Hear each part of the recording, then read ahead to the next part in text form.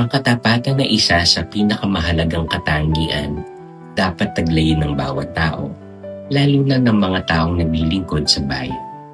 Sa hani ng kapulisan, ang pagiging tapat ay hindi lamang pagsunod sa batas, kundi pagiging totoo sa sinupuang tungkulin at sa sambayan ng kanilang pinaglilingkuran.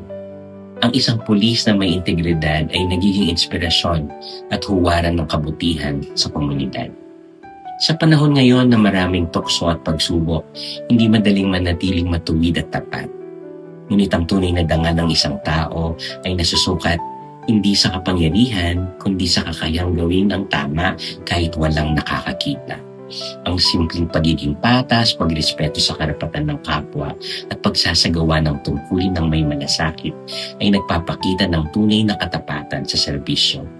Bilang mamamayan, mahalaga ring isabuhay natin ang katapatan sa sarili, pamilya at kapwa. Ang maayos at mapayapang lipunan ay nagsisimula sa mga taong may malinis na hangarin at tapat na pagkilos.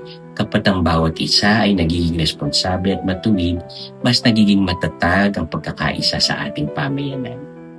Ating pong panalangin ay ang sumusunod.